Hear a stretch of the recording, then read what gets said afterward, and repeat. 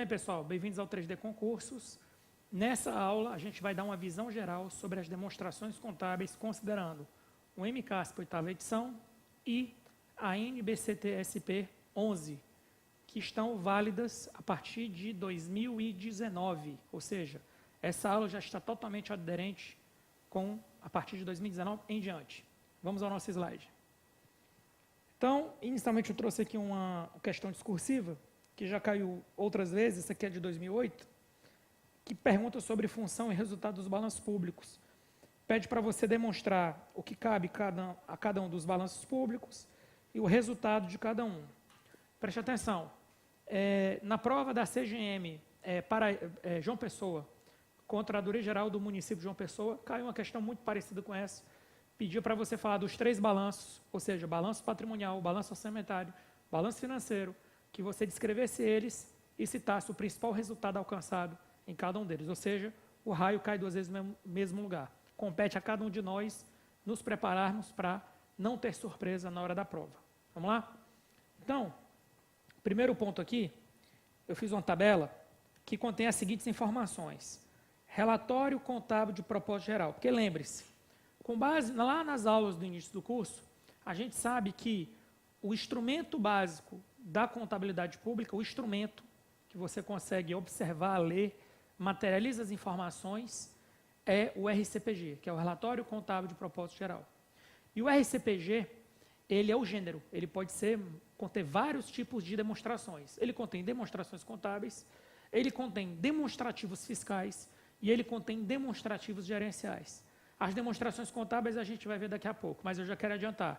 Demonstrativos fiscais, que não são demonstrações contábeis, mas são RCPGs. Eu dou como exemplo o relatório de gestão fiscal e o REL, que é o relatório resumido de execução orçamentária. Demonstrativos gerenciais, que não são demonstrações contábeis, mas são RCPGs. Aí eu dou como exemplo a demonstração do resultado econômico, que tem a ver com o sistema de custos, e o balancete. Pronto, são esses 2 demonstrativos gerenciais. E você tem as demonstrações contábeis. O que é importante você saber, que isso já foi cobrado em prova, por isso que eu estou falando que é importante, é saber quais são as demonstrações contábeis que estavam originalmente na Lei 4.320 e quais são as demonstrações contábeis que foram sendo incorporadas ao longo do tempo. Beleza? Então, vamos lá.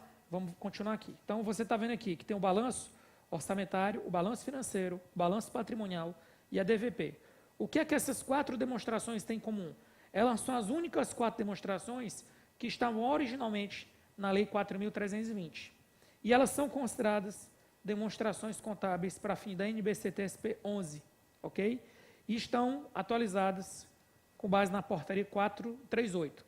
Isso é importante saber, por quê? Porque a portaria da Secretaria do Tesouro Nacional alterou 2 vezes, essa foi a segunda vez que foi alterada, alterou 2 vezes os anexos da Lei 4.320. E aí eu vou ter um slide mais na frente, mas eu já vou resolver logo essa parada aqui, que é possível uma portaria da STN alterar um anexo de uma lei formalmente ordinária e materialmente complementar? O que é que eu tenho para te dizer? É possível sim, porque a própria lei, no artigo 113, estabelece como atribuição do Conselho de Finanças, que existia naquela época, a função de atualizar os anexos da Lei 4.320 quando for necessário.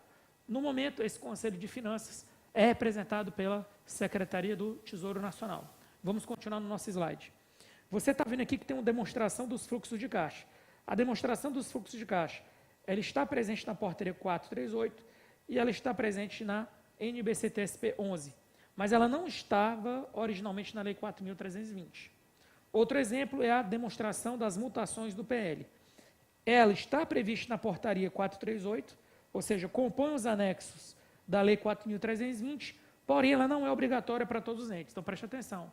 A DMPL ela só vai ser obrigatória para as empresas estatais dependentes e os entes, União, Estado, municípios, que incorporarem essas empresas estatais dependentes no processo de prestação de contas. Continuando, ela é mencionada na NBCT-SP 11 e ela não existia originalmente na Lei 4.320. Para fechar, constava na portaria 438 informação comparativa com a anterior, não, de forma explícita, não. Consta na NBCT-SP 11, sim. Existia originalmente na Lei 4.320, não. E notas explicativas. Consta na portaria 438, consta na NBCT SP11 e não constava originalmente na lei 4.320. Então, só para fechar aqui temos 3 demonstrações contábeis e no slide anterior temos mais 5 demonstrações contábeis. Total de demonstrações contábeis, 8. Repetindo quais são elas. Balanço orçamentário, balanço financeiro, balanço patrimonial, DVP, demonstração dos fluxos de caixa, DMPL, informação comparativa, notas explicativas. Tudo isso é considerado demonstrações contábeis. No entanto, originalmente, na Lei 4.320, apenas 4 dessas eram demonstrações contábeis, quais sejam balanço orçamentário, balanço financeiro, balanço patrimonial e DVP. Beleza? Vamos avançar mais um pouco agora. Você está vendo aqui agora que existem RCPGs que não são demonstrações contábeis. Aí, por exemplo, eu trouxe aqui demonstrativos gerenciais, que é a demonstração do resultado econômico e o balancete, e eu tenho o relatório de gestão fiscal e o REL, que são demonstrativos fiscais, enquanto esses dois aqui de cima são demonstrativos gerenciais. Beleza? Importante, preste atenção. O que é que a gente vai fazer agora? É algo que não está muito claro no manual, porque isso que eu vou mostrar agora, por exemplo, não está no MCASP. Essa tabela que eu mostrei antes, dessa forma, não está no MCASP. É o que eu digo. O meu curso, os meus livros, o meu material, ele não é réplica do MCASP. Ele considera o MCASP, mas ele possui uma identidade própria. E o que é que eu tenho para te dizer? É importante a gente saber, porque tem questões que você precisa saber, por exemplo, se uma receita arrecadada, ela afeta o balanço orçamentário, o balanço financeiro, a DVP, a DFC e a DVP. Ela afeta o quê? A inscrição da dívida ativa, ela afeta o quê? Ela não afeta o quê? Então, para você ter esse primeiro contato e você saber se um item entra ou não entra em determinada demonstração contábil, que é onde as questões mais difíceis derrubam, né, os alunos e alunas que querem ingressar no serviço público, você precisa saber o seguinte: qual é a fonte de informação, considerando o plano de contas, que alimenta aquela demonstração contábil. Esse é o propósito desse slide. Então, vamos lá. Então, quem é que considera receita arrecadada e despesa empenhada? Que você vai buscar isso aonde? Na classe 5 e 6. O balanço orçamentário e o balanço financeiro. Então, já te digo uma coisa. Se você recebe um imóvel em doação, um bem imóvel em doação que você recebeu, ele vai afetar a classe 4 e a classe 1. Classe 4 e classe 1, que eu saiba, é diferente de classe 5 e 6. Onde é que eu estou querendo chegar com isso? O recebimento de um bem imóvel em doação, ele não afeta o balanço orçamentário, nem afeta o balanço financeiro. Isso é importante você saber, é essencial você saber isso aí.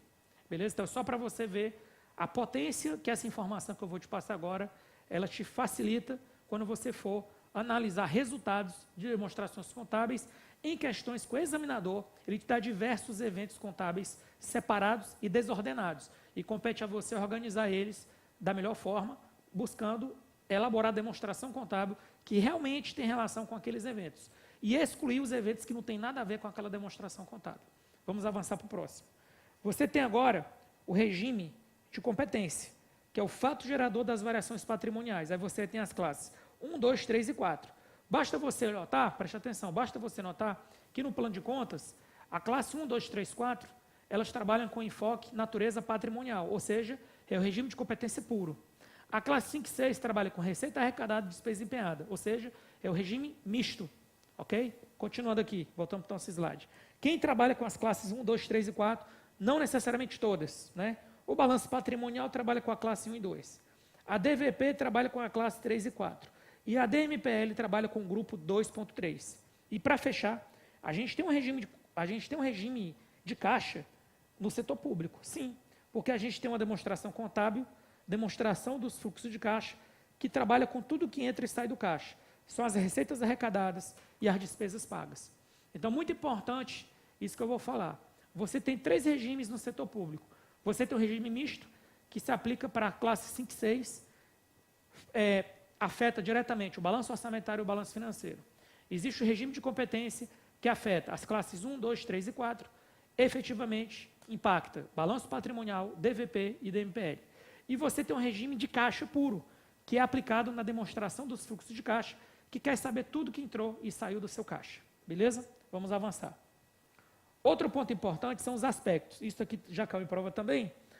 Existem 3 aspectos no setor público.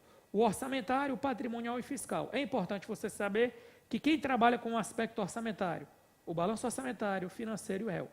Quem trabalha com o aspecto patrimonial, balanço patrimonial, DVP, DMPL. Aqui você vê que isso aqui coincide com o enfoque, o regime de competência puro. E você tem o aspecto fiscal, que você tem o réu e o RGF. Cuidado, cuidado. Réu e RGF são demonstrativos fiscais, mas não são demonstrações contábeis. No entanto, quando a gente fala sobre aspectos orçamentário, patrimonial e fiscal, lembre-se, existem 2 RCPGs que não são demonstrações contábeis, mas afetam o aspecto fiscal. Quais são eles? RGF e réu. Aqui é a portaria 665, que fez a primeira alteração na lei 4.320. Aqui é a portaria 438, que excluiu a DRE. Diz que agora a DMPL é obrigatória apenas para as empresas estatais dependentes e os entes que as incorporarem, e as demonstrações consolidadas devem conter a identificação da entidade, da autoridade responsável e do contabilista. E aí aquilo que eu falei, pode uma portaria alterar uma lei materialmente complementar? Pode, porque você tem um Conselho Técnico de Economia e Finanças, artigo 113, e hoje quem faz esse papel é a STN, que é que está aqui, ó. Exercer as atribuições do artigo 113. Então está tudo dentro da legalidade. Vamos fazer aqui uma questão de reforço, que diz o seguinte: nas demonstrações contábeis que constam no MCASP, existem outras além das 17, que não faziam parte dos anexos da Lei 4.320. Ou seja, ele quer saber, preste atenção, ele quer saber quais são as demonstrações contábeis que estão além das originais. Essa é a pergunta dele. Então vamos lá, voltando aqui para o nosso slide. Fluxo de caixa, beleza. Resultado econômico não é.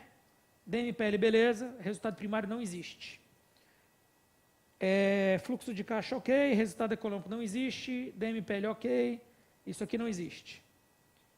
Esse aqui, beleza. Esse aqui não existe. Resultado econômico não é demonstração contábil.